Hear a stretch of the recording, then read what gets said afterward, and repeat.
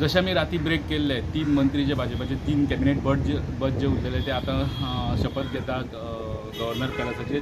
आमी जशें राती ब्रेक केल्ले 3 मंत्री आसतले सुनील ढवळीकर एमजीपीचे, निलकंठ हळर्णकर थिवीचे आमदार बीजेपीचे आनी सुभाष फळदेसाय सांगलीचे बीजेपीचे आमदार।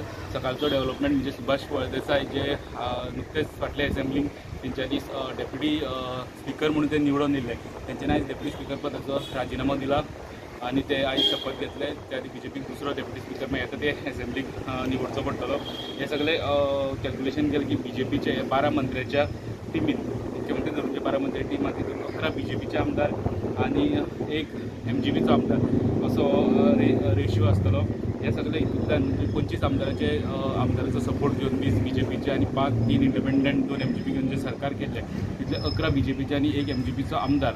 हो जर कॅल्क्युलेशन पळयलें जाल्यार बीजेपीची मॅसेज क्लियर आहा, हे आमचे सरकार आणि हे आमचे सरकार कशें बीजेपीचे सरकार कशें चलयतले ही क्लियर मॅसेज तेंच्यांनी आयच्या हियरिंगेंतल्यान दिल्ली आसा। व्हिडिओ जर्नलिस्ट स्वप्नील तारी वांगडा लौकीक शिलकार प्रुडंटा खातीर।